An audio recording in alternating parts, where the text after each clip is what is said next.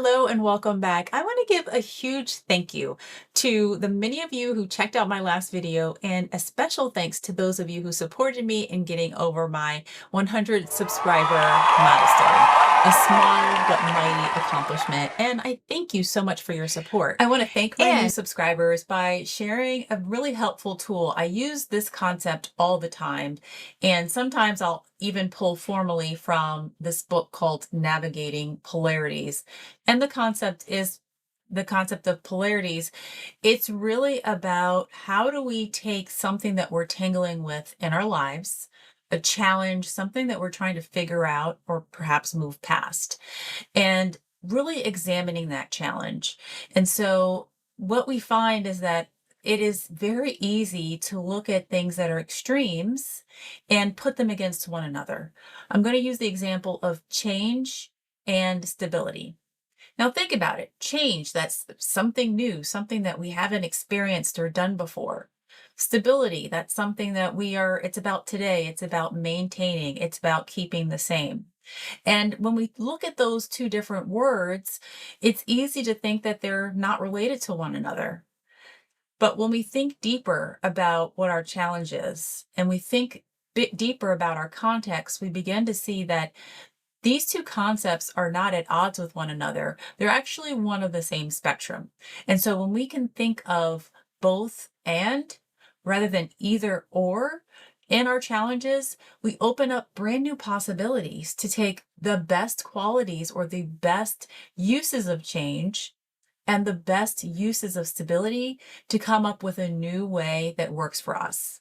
So that's the concept of polarities, using the example of change and stability. I challenge you to think about your own polarities that may be tangling with you in this moment and how you might think and take a both and approach to this particular challenge. So, a bonus, when I have a client and they're working through a particular topic in their life, like I mentioned in my previous video, I do often like to begin with a centering exercise.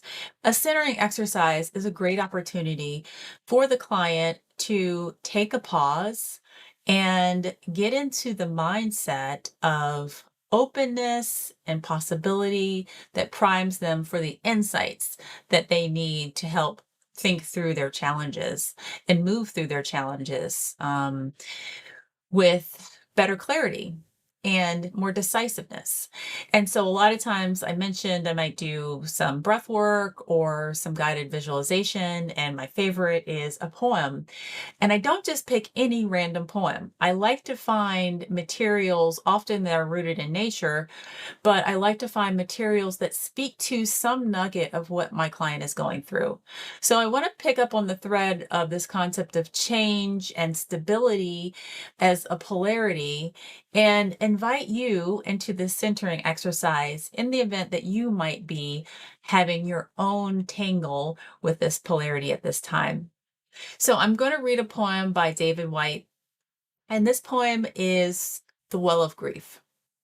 Those who will not slip beneath the still surface of the well of grief, turning down through its black water to the place we cannot breathe, will never know the source from which we drink, the secret water cold and clear, nor find in the darkness glimmering the small round coins thrown by those who wished for something else.